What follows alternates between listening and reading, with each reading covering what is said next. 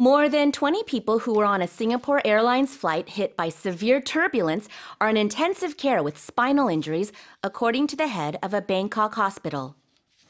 극심한 난기류 피해를 입은 싱가포르 항공 여객기 탑승객 중 20명 이상이 척추 부상으로 집중 치료를 받고 있다고 태국 방콕의 병원 측이 밝혔습니다.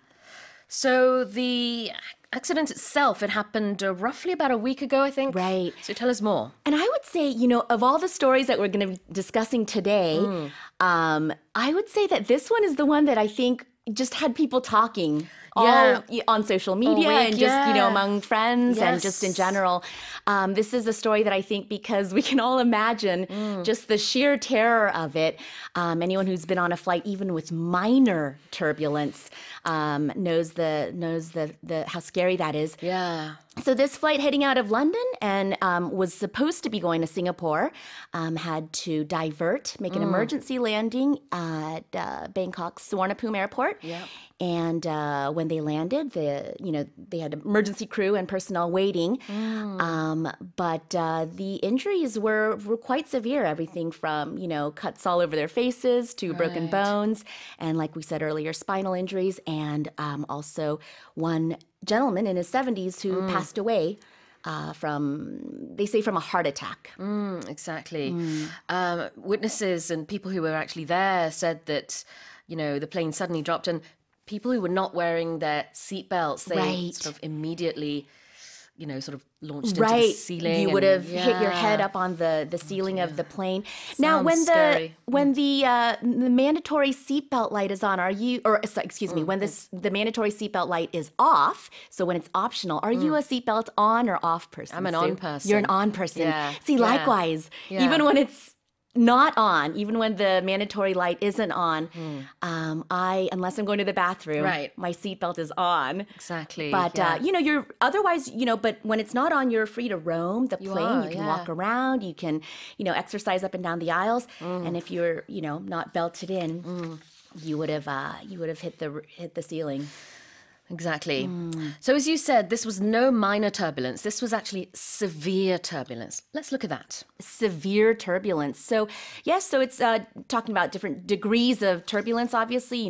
We've been on flights with, minor shaking or rolling. But this was the most severe of its kind, where the flight could not go on.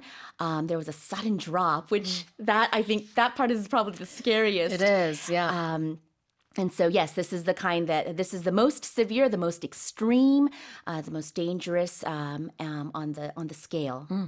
극심한 난기류, 영어로는 severe turbulence라고 합니다. 기내 방송에서 we're experiencing a bit of turbulence, ladies and gentlemen. 이렇게 turbulence라는 단어가 나오면 그런 난기류를 말하죠.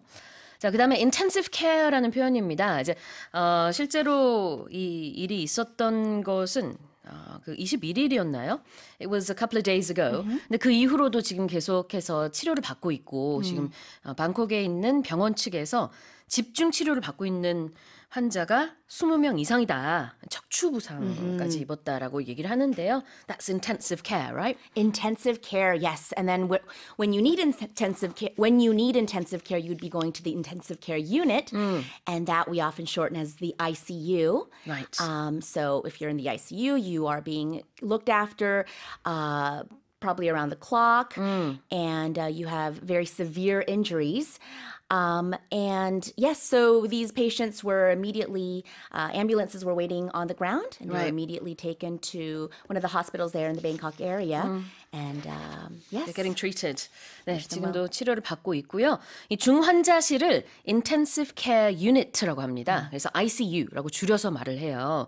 intensive care 집중 치료인데 이렇게 이제 중환자를 치료하는 곳이라는 의미로 ICU라는 표현 많이 쓴다는 거.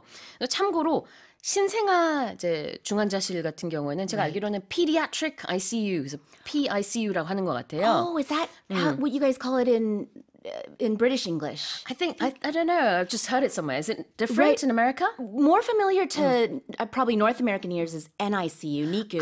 So probably the newborn intensive 그게 맞겠네요. care unit. 그러면 이 pediatric은 그냥 어린이가 될 수도 있겠네요. Right, maybe. right. Specifically for the little babies that are born too early or they have That makes sense. some kind of other conditions that require them to be looked after, it'd be the NICU, the NICU, yes. NICU, Yes. 신생아 중환자실이 될 것 같습니다. 저도 이제 저희 딸이 태어났을 때 인큐베이터에 들어갔었거든요. 그래가지고 신생아 중환자실에 갔었는데 뭐였는지 이름이 생각이 안 나더라고요. 알려주셔서 감사합니다. Sure. 자, 다시 한번 읽어보겠습니다. More than 20 people who were on a Singapore Airlines flight hit by severe turbulence are in intensive care with spinal injuries, according to the head of a Bangkok hospital. Now let's move on to the next headline. A frustrated airline passenger has been filmed snapping the wheels off his suitcase to avoid having to pay extra luggage costs, much to the amusement of fellow travelers. 여객기 수화물 추가 요금 정책에 불만을 품은 한 승객이 이를 피하려고 기내용 캐리어 가방의 바퀴를 뜯어내는 장면이 포착돼 다른 승객들의 웃음을 자아냈습니다.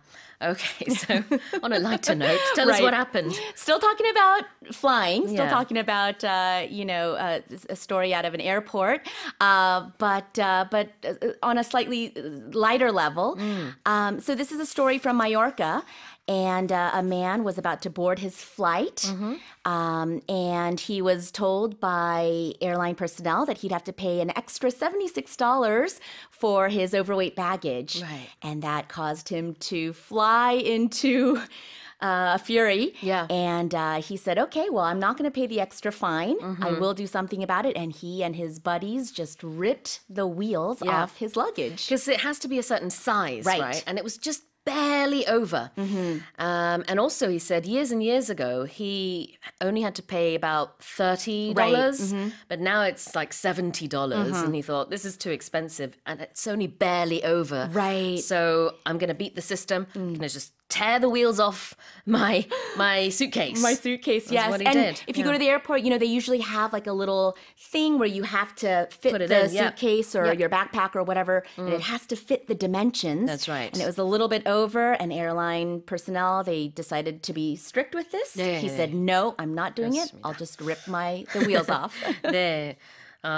그 스페인의 이제 트래블러였다고 하고요. Yes. 그다음에 이제 규격이 있잖아요. 그 규격 안에 들어가야 되는데 들고 갔었던 캐리온 백이 아주 살짝 넘은 거예요. 많이 넘은 것도 아니고 이게 뭐 몇 센치 Right. 하는 요거 그 안에 딱 들어가지 않고 살짝 넘어서 이제 벌금도 $75나 되니까 너무 비싸다. That's expensive. 옛날에는 $30였는데 왜 이렇게 많이 올랐냐. 뭐 그러면서 좀 융통성 있게 좀 봐달라 했는데 안 Right. 됩니다. 그러니까 오케이. 그러면은 내가 바퀴를 떼버리지 뭐. 그래서 그 자리에서 바퀴를 막 떼기 시작했어요. 친구랑 같이. Right. 그래서 이거 옆에 주변에서 사람들이 비디오로 찍고 소셜 미디어에 올리는 해프닝이 있었습니다. And if you watch the reaction of the other passengers at the airport there, once the wheels do come off, they all start cheering Yeah, and clapping. exactly. So I think there was a sort of a collective 맞아요. happiness that he was able to sort of beat the system. 진짜. 그래서 결론적으로는 그래서 다시 올려놨더니 쏙 들어갔대요. 바퀴 떼니까. 그래서 벌금을 안 내도 됐답니다. 벌금이 아니라 저기 뭐라 그래야 되지? 추가 요금. Right, right, 추가 right. 요금 안 내도 됐었대요. Right. And he does say that was cheaper than probably the cost of his suitcase. So it was worth it for him. Well, he was very frustrated, wasn't he? He was quite angry with Yeah. with what he had to pay. So frustrated. Tell us about this emotion. Frustrated. So I think you're saying frustrated, right? I think that's Yeah. how Yeah. you're pronouncing it. Frustrated. It's like a combination of it's like angry, but it also includes a feeling of like not being able to do something. So if I were to put sort of a sound effect to it, it'd be like, ugh. 그런 느낌 맞아요.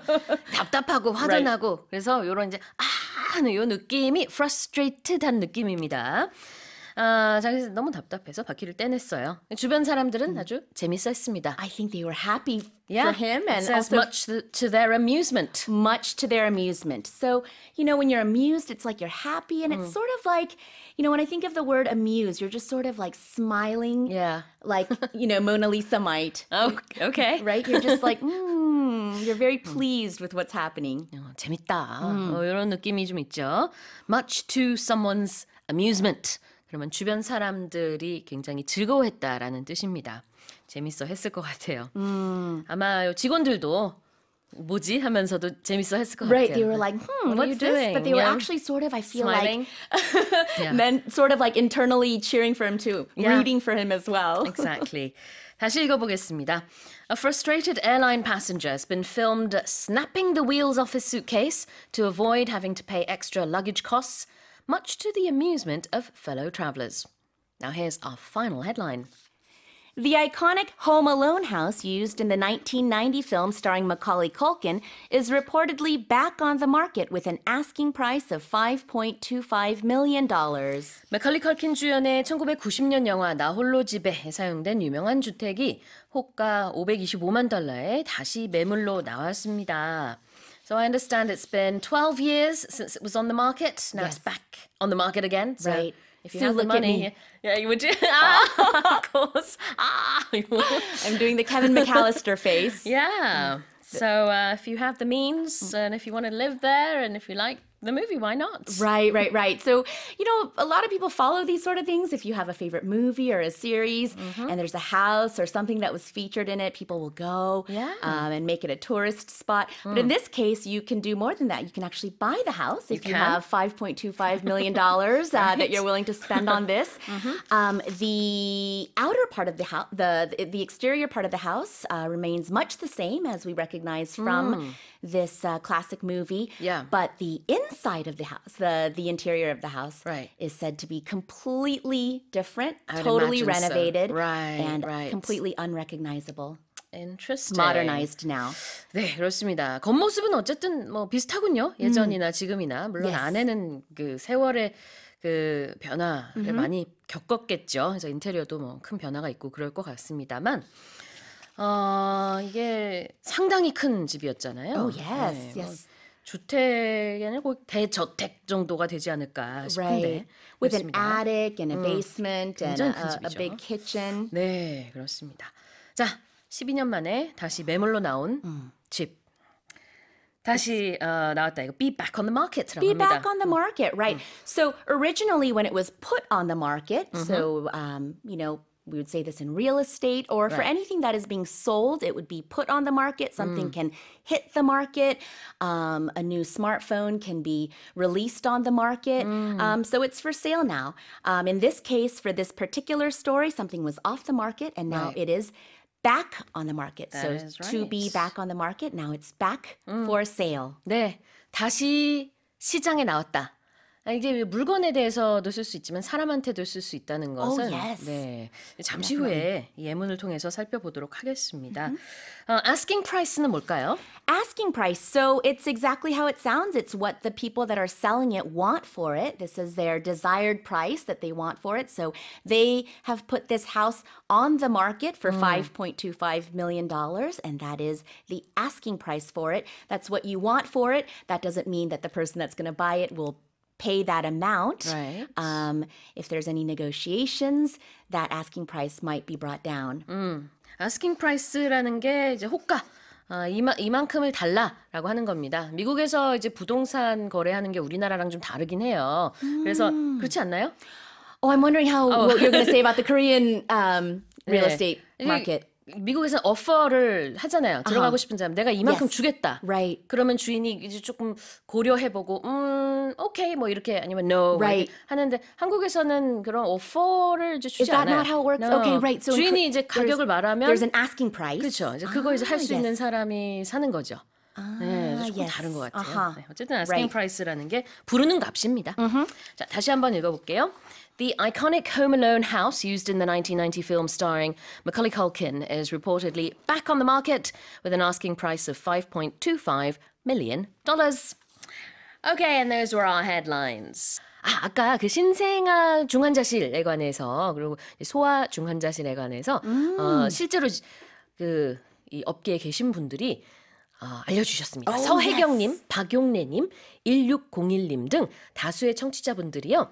NICU, Neonatal Intensive Care Unit가 신생아 중환자실이고 그다음에 PICU, Pediatric Intensive Care Unit는 소아 중환자실이다라고 알려주셨습니다. 그래서 1개월 미만의 아기인지 1개월 이상의 아기인지 요거를 기준으로 한다고 하네요.